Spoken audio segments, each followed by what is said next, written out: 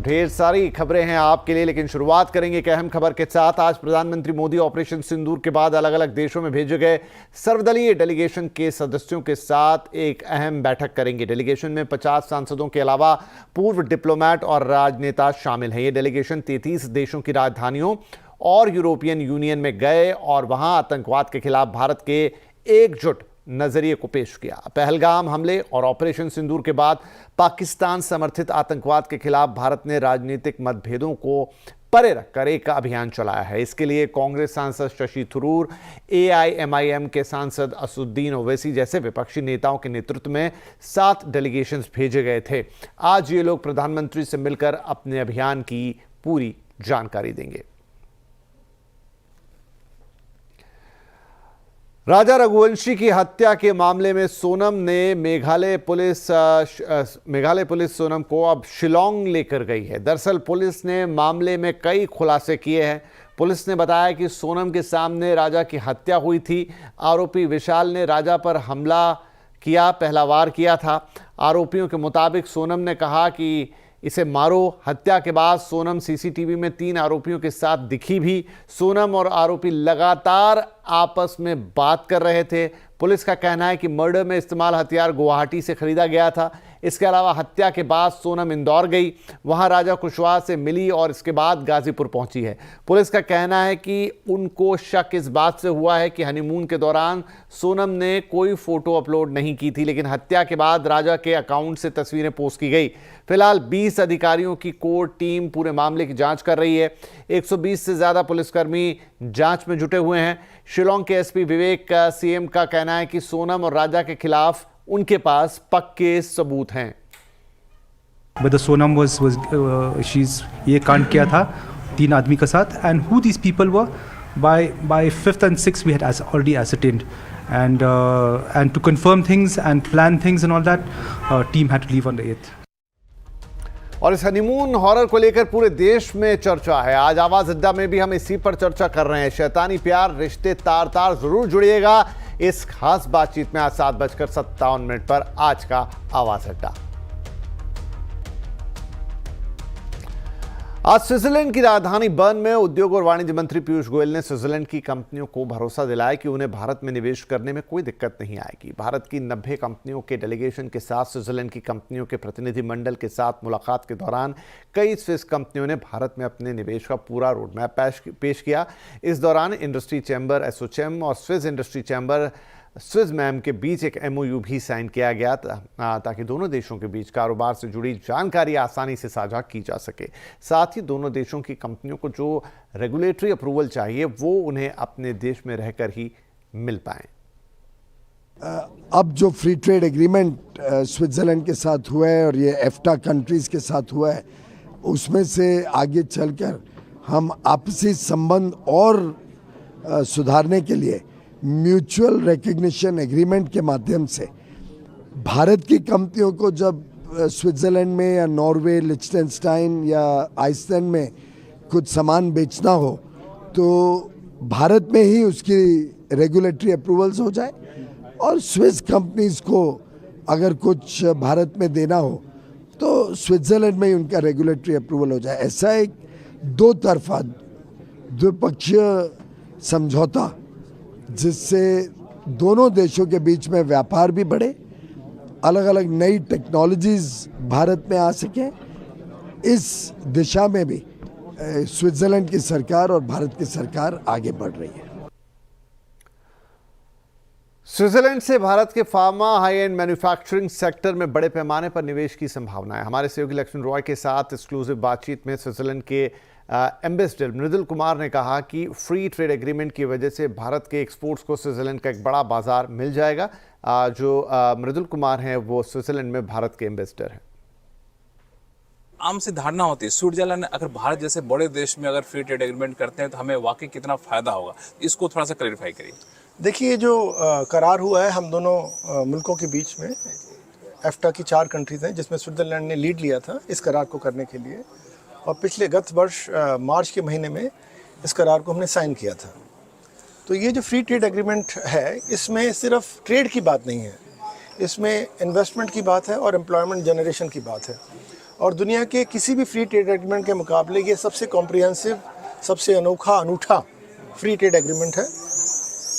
हमने ज़्यादातर कमोडिटीज़ अपनी और स्विट्ज़रलैंड की एक दूसरे के साथ, और 3 और मुल्क हैं उनके साथ, लगभग 95% टैरिफ रिडक्शन कर दिया है आने वाले समय में। इसके अलावा हमने जब स्विट्ज़रलैंड से कहा कि इसमें तो आपका ज़्यादा फ़ायदा है, बिकॉज मैं आपको 1.4 बिलियन स्ट्रॉन्ग इकॉनमी पॉपुलेशन दे रहा हूँ, उनकी इतनी बड़ी मार्केट दे रहा हूँ, तो आप मुझे रिटर्न में क्या दे सकते हैं। इस एग्रीमेंट में ये भी कहा गया कि अगले 15 साल में $100 बिलियन का हम FDI करेंगे इंडिया में, और कमिटमेंट है ये। तो ये FDI का सबसे ज़्यादा पोटेंशियल सेक्टर कौन सा आपको दिख रहा है? आपने बिल्कुल वाजिब सवाल पूछा है। मुझे लगता है कि बायोटेक, फार्मा, जो स्विट्ज़रलैंड की बहुत बड़ी स्ट्रेंथ है, दुनिया की 2 बड़ी कंपनियों में से शुमार रॉश और नोवार्टिस यहाँ पर हैं, तो बायोटेक फार्मा एक बड़ा सेक्टर है। उसके अलावा आप हैवी इंजीनियरिंग देखें, प्रिसीजन इंजीनियरिंग देखें, मशीन टूल्स देखें। हमारे मुल्क में जो सबसे बड़ी समस्या है वो ये है कि हमारे पास बहुत अच्छी क्वालिटी की वेल्डिंग नहीं है जो हम सबमरीन में इस्तेमाल कर सकें। तो ये सारी की सारी टेक्नोलॉजीज़ जो आप बढ़ते जाएंगे तो आपको डिटेल में जाएंगे तो समझ में आएगा, ये स्विट्ज़रलैंड के पास है। इनका जो मार्केट बेस है छोटा है, हमारा मार्केट बेस बहुत बड़ा है। इनकी उम्मीद है कि इनकी जो टेक्नोलॉजी है वो हम अंदर लें, हमारे देश के अंदर, इंडस्ट्रीज़ के अंदर, और उससे उसको स्केल अप करके सारी दुनिया में अच्छे रेट पर उस प्रोडक्ट को बाहर बेचें। एक दूसरा सवाल इसी से जुड़ा हुआ कि इंडिया के लिए स्विट्ज़रलैंड में क्या पोटेंशियल आप देखें in terms of job, in terms of trade market? देखिए, स्विट्ज़रलैंड हिंदुस्तान के 10 सबसे बड़े ट्रेडिंग पार्टनर्स में से एक है, और गत वर्ष करीब $26 बिलियन का हमारा गुड्स ट्रेड था। उसके अलावा करीब $5 बिलियन का हमारा सर्विसेज था। तो जहाँ तक ट्रेड और सर्विसेज सेक्टर का ताल्लुक है, करीब $31 बिलियन सालाना हम इनके साथ खरीद बेच करते हैं। ये अपने आप में एक बहुत बड़ा अमाउंट है। हमारी बहुत सारी कंपनियां यहाँ आकर भी इन्वेस्ट कर रही हैं। तो अगर आप हिंदुस्तान की इन्वेस्टमेंट यहाँ देखेंगे, करीब $9 बिलियन की इन्वेस्टमेंट क्यूमुलेटिव हमारी कंपनियों ने यहाँ की है 2000 से, और $11 बिलियन की इन्वेस्टमेंट स्विट्ज़रलैंड की तरफ से हमारे यहाँ गई है। तो ये ट्रेड के माध्यम में भी और इन्वेस्टमेंट के माध्यम में भी बड़ी अच्छी एक म्यूचुअली बेनिफिशियल और कॉम्प्लीमेंटरिटी वाली रिलेशनशिप है। उत्तर भारत में गर्मी ने रिकॉर्ड तोड़ दिए हैं। मौसम विभाग ने राजस्थान, उत्तर प्रदेश के लिए रेड अलर्ट जारी किया है, जबकि दिल्ली, हरियाणा और पंजाब के लिए ऑरेंज अलर्ट जारी किया गया है। गर्मी से कब राहत मिलेगी, ये बता रहे हैं मौसम वैज्ञानिक डॉक्टर नरेश कुमार। हमारे साथ इस वक्त मौसम विभाग के साइंटिस्ट डॉक्टर नरेश कुमार है। सर, सबसे पहले तो जानना चाहेंगे, उत्तर भारत के कई राज्यों में तापमान रिकॉर्ड तोड़ रहा है, क्या वजह है इसके पीछे? देखिए, इससे पहले यही है कि अगर आप पूरा मई महीने की बात करें, जब जनरली टेम्परेचर्स ज़्यादातर हिस्सों में 45 डिग्री पहुंच जाते हैं, लेकिन इस बार नहीं रहा। कारण यही था, कंटिन्यूस वेस्टर्न डिस्टर्बेंस आ रहे थे। इसके बाद अभी उसमें ब्रेक आया और ऑलमोस्ट ड्राई वेदर है, और जिसके कारण ये है कि जो टेम्परेचर बढ़ना स्टार्ट हो गए। सर, कौन कौन से राज्यों के लिए आपने अलर्ट इस वक्त जारी किया हुआ? अभी जो टेम्परेचर बढ़ना स्टार्ट हो गए हैं, तो अभी क्या है कि जहाँ कंटिन्यूस, अगर आप मैप में देखेंगे तो हमारा ऑलमोस्ट पूरे नॉर्थ वेस्ट इंडिया में ही हीट वेव वार्निंग है, स्टार्टिंग फ्रॉम पंजाब, हरियाणा, उसके बाद west UP, even east UP, north Madhya Pradesh, Rajasthan, और इवन हिमालय में भी जम्मू कश्मीर और हिमाचल प्रदेश के लिए भी हमारा हीट वेव। तो सर, ये कंटिन्यू रहेगा, कब तक राहत मिलेगी? इसका यही है कि ये आने वाले 3 दिन कंटिन्यू रहेगा। उसके बाद फिर हम एक्सपेक्ट कर रहे हैं थंडरस्टॉर्म एक्टिविटी। उसका एक मेजर रीजन ये है कि एक वेस्टर्न डिस्टर्बेंस अप्रोच कर रहा है, वो एक रीजन है। उसके कारण जहाँ थंडरस्टॉर्म एक्टिविटी होने के बाद 12 रात को बाद टेम्परेचर इसमें गिरने स्टार्ट हो जाएंगे। लेकिन राजस्थान के लिए सच हमारा कोई इतना अनुमान नहीं है। तो राजस्थान में जो प्रिवेलिंग टेम्परेचर्स हैं, थोड़े तो 3 दिन के बाद कम रहेंगे, लेकिन वहाँ हीट वेव कंटिन्यू रहने का अनुमान है। इसके अलावा मानसून आया, लेकिन उसके बाद ब्रेक पे चला गया। अब कब उम्मीद कर सकते हैं कि कब तक रिवाइव होगा? अब फिर मानसून थोड़ा बेटर कंडीशंस में आ रहा है। इस समय भी क्या है कि साउथ पेनिनसुला में हमारा अनुमान है कि आने वाले 2 दिन वहाँ हैवी रेनफॉल एक्टिविटी रह सकता है। उसका कारण ये है कि जो मानसून फीचर्स हैं, जनरली एक शियर जोन पैटर्न बनता है, जैसे एक जगह में हवाएं वेस्टर्ली होती हैं, ऊपर ईस्टर्लीज होती हैं, इस टाइप का पैटर्न बनता है। तो वो ऑलरेडी अभी बन चुका है। तो उसके प्रभाव से हमारा यही कि पूरा साउथ पेनिनसुला में रेनफॉल एक्टिविटी रहेगा, और 2 दिन के बाद और बढ़ जाएगा। वहाँ पे 12 सेंटीमीटर। तो मुंबई और महाराष्ट्र में भी हम देख सकते हैं बारिश? हाँ जी, वहाँ भी मानसून का रेनफॉल एक्टिविटी रहेगा। उसके साथ ही 2 दिन के बाद हमें रेड अलर्ट भी जहाँ हम देंगे तमिलनाडु के लिए, केरला के लिए, south interior Karnataka, coastal Karnataka और गोवा के लिए, वहाँ एक्सट्रीमली हैवी रेनफॉल भी है। चलिए यहाँ पर लेते हैं एक छोटा सा ब्रेक, लेकिन ब्रेक के उस पार आपके लिए कुछ और खबरें और मार्केट का भी जायजा।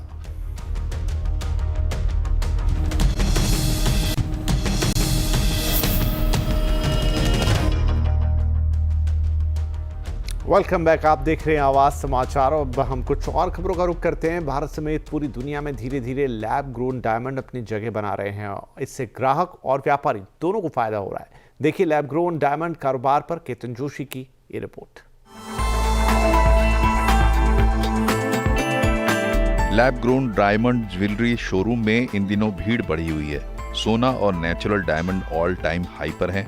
ऐसे में शादी ब्याह के लिए लोगों को लैब ग्रोन डायमंड की ज्वेलरी एक अच्छा विकल्प लग रही है। आने वाले महीने में हमारे घर में शादी है, जिसके लिए हमें ज्वेलरी का परचेजिंग करना था। वैसे तो हमने गोल्ड की ज्वेलरी की शॉपिंग भी की है, बट क्या है कि आजकल गोल्ड और डायमंड्स बहुत महंगे होते जा रहे हैं, तो हमें हमारा रुझान अभी लैब ग्रोन डायमंड्स की तरफ है, जिसमें हम लो बजट के अंदर भी काफी अच्छे डिजाइन्स परचेज कर सकते हैं। पिछले 4-5 साल में नेचुरल डायमंड महंगा हुआ है और कारोबार में बड़ी गिरावट आई है। इसी दौरान सोना भी 25% महंगा हुआ है। इसीलिए पिछले 5 साल से लैब ग्रोन डायमंड का रुतबा बढ़ा है। वहीं नेचुरल डायमंड के मुकाबले लैब ग्रोन डायमंड 90% तक सस्ता है और इसकी रीसेल वैल्यू भी है। लैब ग्रोन डायमंड में ये है कि भाई आप कभी भी आज ज्वेलरी परचेज करते हो और आप अगर भविष्य में उसको एक्सचेंज करके और दूसरी ज्वेलरी लेना चाहते हो तो 100% उसको हम उस प्राइस के हिसाब से एक्सचेंज करके देते हैं।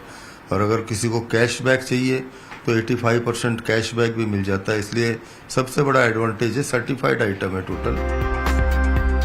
फिलहाल वैश्विक निर्यात में 60% हिस्सेदारी चीन के पास और 20% हिस्सेदारी भारत के पास है। गुजरात में नेचुरल डायमंड की तरह ही लैब डायमंड का कारोबार भी उभर रहा है। दूसरी तरफ यूरोप और अमेरिका के नेचुरल डायमंड खरीदार अब लैब ग्रोन डायमंड की तरफ आ रहे हैं। ग्लोबल लेवल पर कारोबार में 20% की ग्रोथ देखी जा रही है।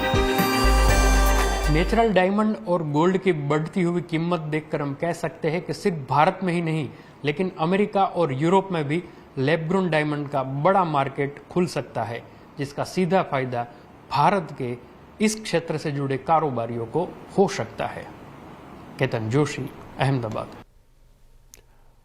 मुंबई लोकल में लटक कर सफर करने वाले रोज जान अपनी जोखिम में डालते हैं। कल ऐसे ही एक हादसे में 4 लोगों की जान चली गई और अभी भी कई लोग घायल हैं। आखिर क्या है इसकी वजह? कंज्यूमर अड्डा में आज हम इसी पर चर्चा करने जा रहे हैं कि मुंबई की लाइफ लाइन कही जाने वाली लोकल में से लाइफ इतनी रिस्की क्यों हो गई है। मुंबई की लाइफ लाइन आज शाम 5:57 पर जरूर जुड़िएगा।